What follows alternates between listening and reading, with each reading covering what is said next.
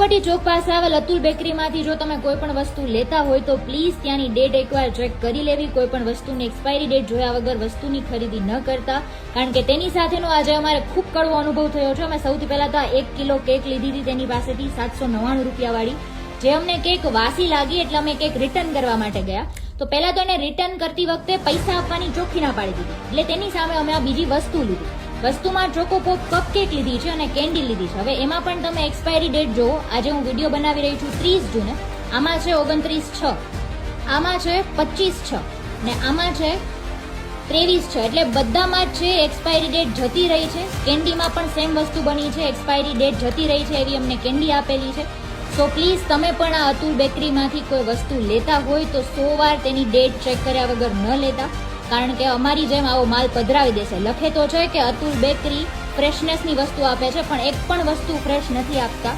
આ સિવાય એને બીજી કેટલી ખાદ્ય વસ્તુ આવી એક્સપાયરી ડેટ વગરની પધરાવી દીધી હશે એ તો આપણને ખબર જ નથી. સો પ્લીઝ તમે કોઈ વસ્તુ લેતા હોય તો ચોક્કસથી ડેટ જોયા વગર ત્યાંની વસ્તુ ખરીદી ન કરો.